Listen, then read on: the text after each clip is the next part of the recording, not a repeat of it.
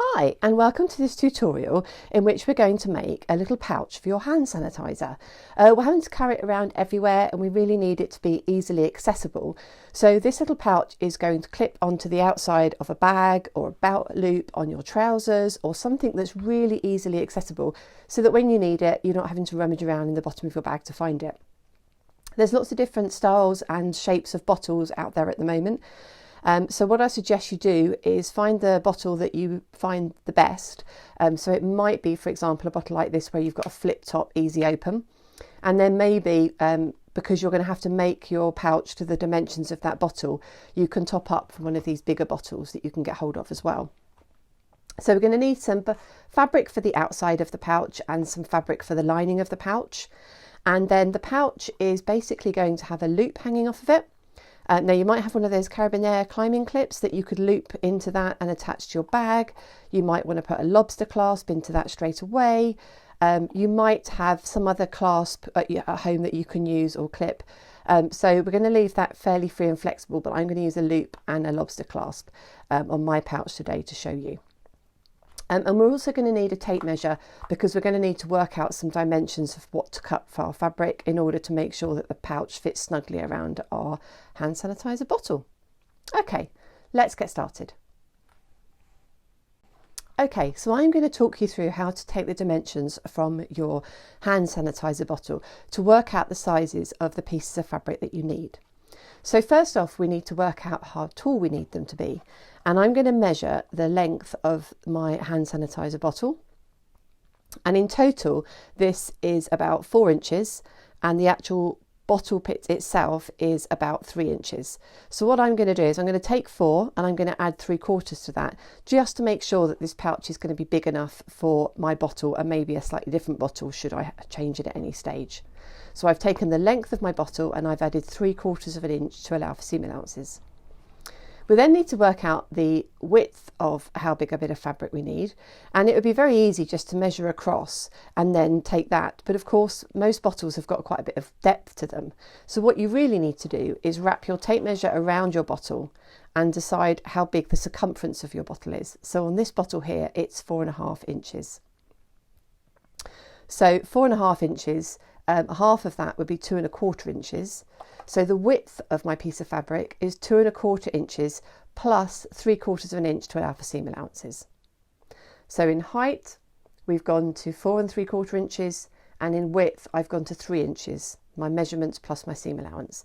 And I've got 3 pieces of fabric that size. We then also need a piece of fabric which is going to come down over the front of the pouch, like so.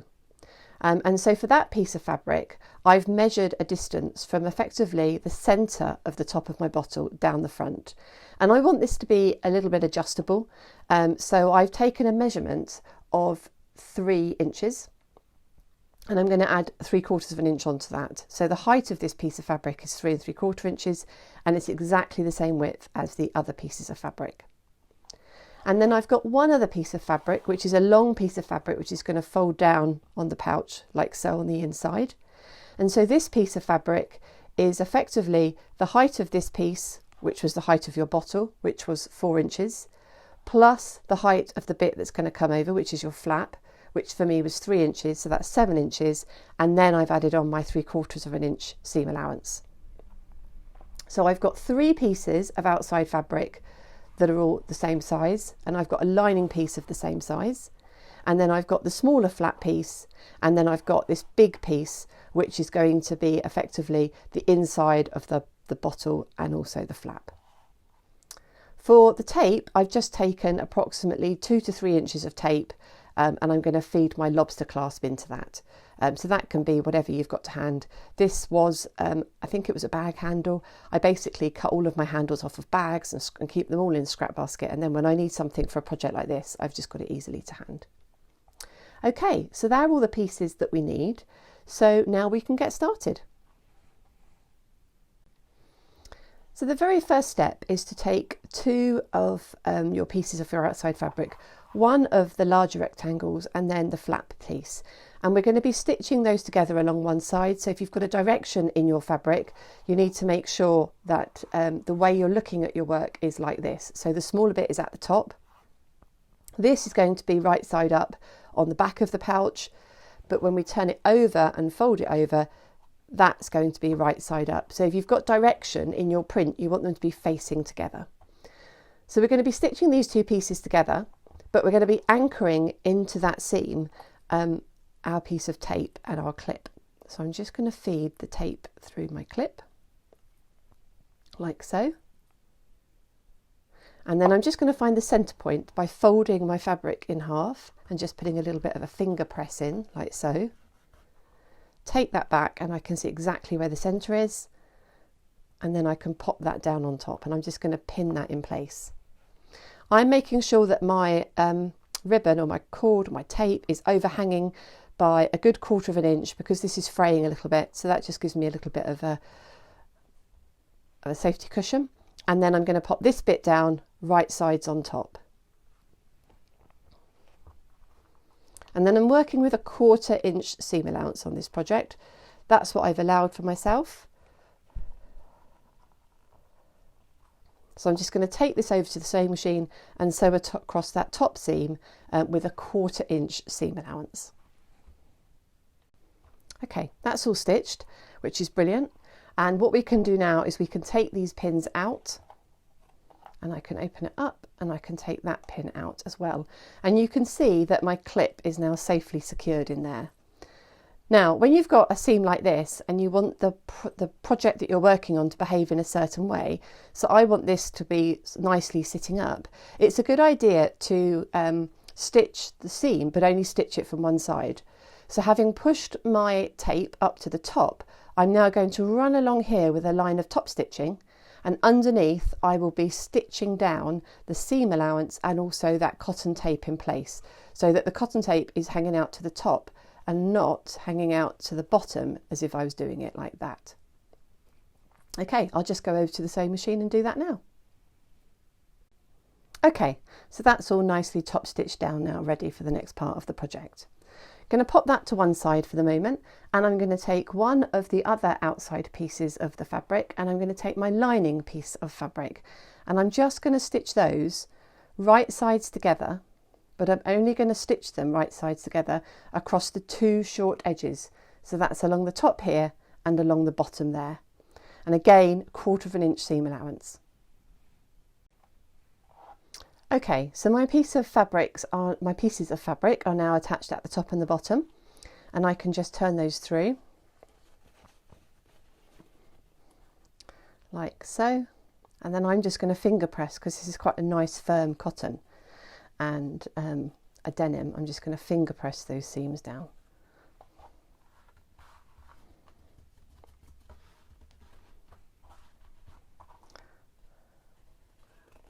Like so. And then to stop that from twisting, I'm just going to top stitch across the top and back across the bottom as well. Okay, so this piece is all finished now. It's top stitched top and bottom. We've now got the bigger piece for the outside and our lining piece, and we're going to place those right sides together, and we're just going to stitch along the bottom edge. Again, we're going to use a 1/4 inch seam allowance. Okay, so this is the slightly clever bit. This is our long piece, which we've just stitched together, and I've just opened up that seam to be able to see it there. And this is the bit that we top stitched, and I'm going to pop this bit down on top with my outside fabrics right side together, and I'm just going to push the bottom of that so that it's sitting at the seam, and then I'm going to fold that back over the top, making sure that it doesn't move and that my clasp is not going to get caught in any of the side seams. And I'm just going to put a pin in that piece and then up here as well, just to anchor that all together for me. Now, this area down here is going to be where the bottom of the sanitiser is going to be exposed, and we need to leave a big enough hole here so that this circular piece can poke out the bottom. So again, you can't measure side to side just to work out how that is, because it's not a flat thing, it's 3-dimensional. So if you wanted to be really accurate, you could take your tape measure and measure the circumference of that opening. Always tricky when you've got a metal end on your tape measure, but that is approximately, oops, 3 inches, which means that half of it is 1.5. So I have got a width across the bottom here of 3, and I need to leave a 1.5 inch opening for this to be able to slide through. So what I'm going to do is I'm going to leave a just under a 2 inch opening, which is going to mean that I'm going to be leaving from, if the half is in the centre, 1.5 is in the centre, I'm going to be starting up here just before the 1/2 inch. So that's 3/4 of an inch that way. And then I'm going to come this way 3/4 of an inch as well, which is going to take me to just under the 2.5 inch, that mark. So I'm going slightly bigger than my 1.5, and that's the size opening that I need in order for my bottle to be able to safely poke out the bottom.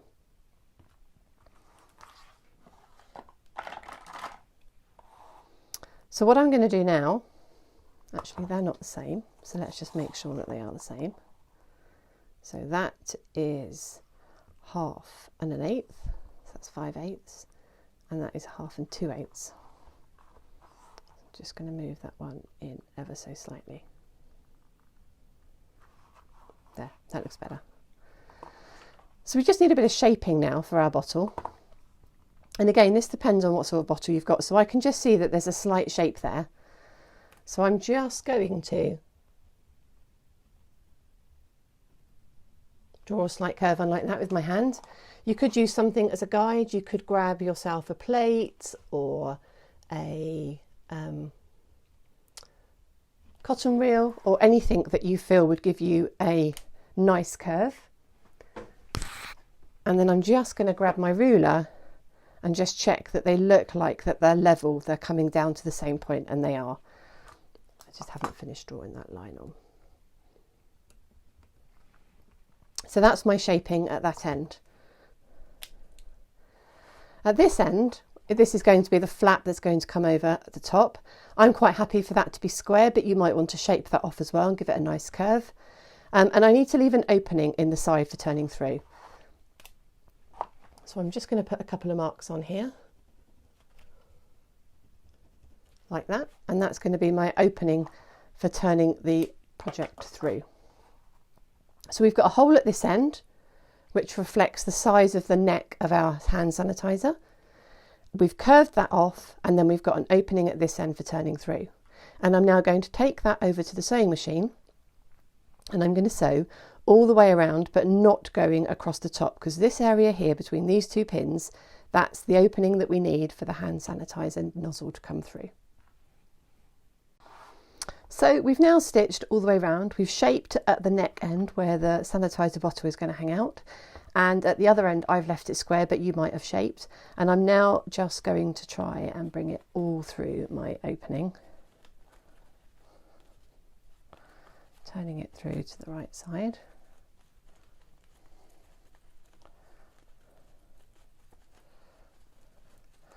Always a struggle to get things going when you're turning them through, and then all of a sudden they just start coming.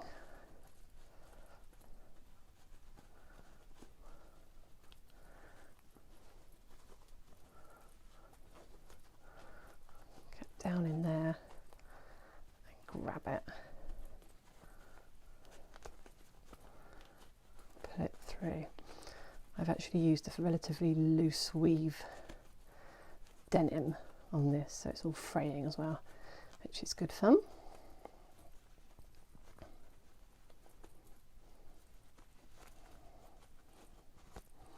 So this is the top of my pouch where I just left myself with right angles.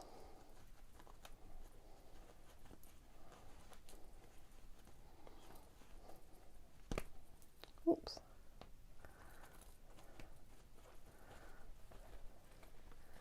Just going to get a knitting needle and just push that down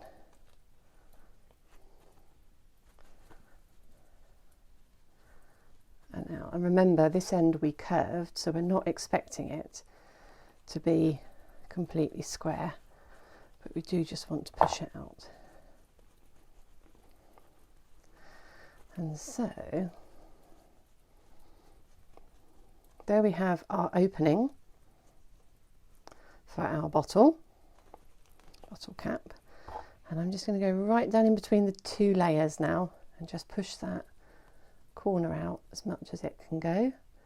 Get the right knitting needle for these sorts of jobs. Don't ever lose it, because the right one that doesn't push through too much is an absolute saviour. So there's our hole there. Here's our flap, and here's the hole that we need to sew shut. But before I sew it shut, I'm just going to check that everything's working okay.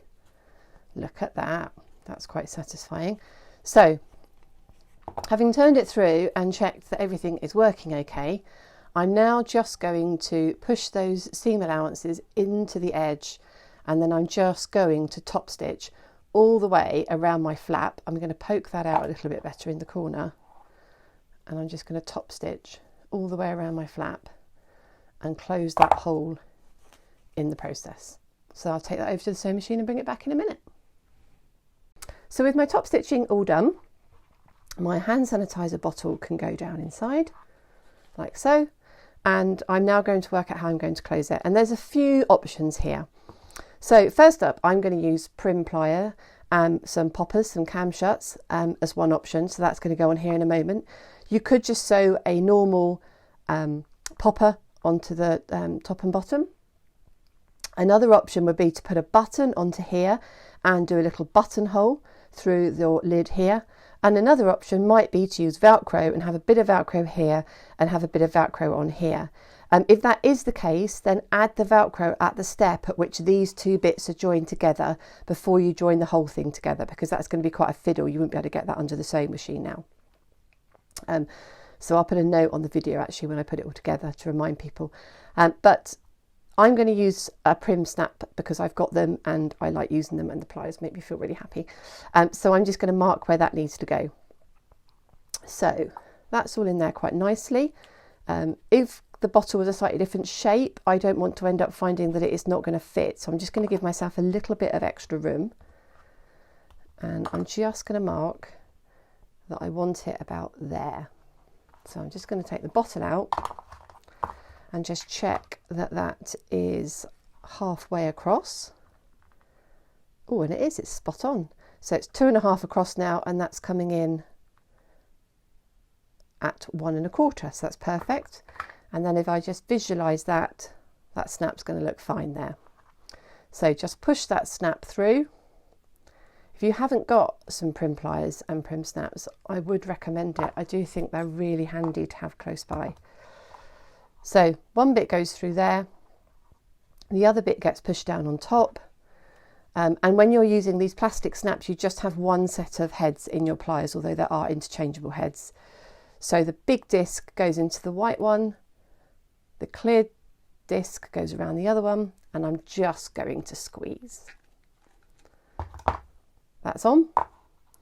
So then bottle back in. Probably want it about there. So I'm just going to look underneath and see where that matches up. Put a mark. This is all, you know, don't worry too much about this. It can all be a bit approximate. It's, you know, it doesn't have to be a perfectly snug fit. And then I'm looking for that to be 1 1/4 again. It's not quite this time. It needs to come over a little bit. So it's going to go more on there. Friction pen, so it's going to iron off. So this time I'm pushing the big one up from the inside, bringing the spike through on my mark, like so. Can you see that? And then the plier is going to go inside. Going to get that loaded in. And then the other bit is going to go on top. Oops. It really doesn't want to.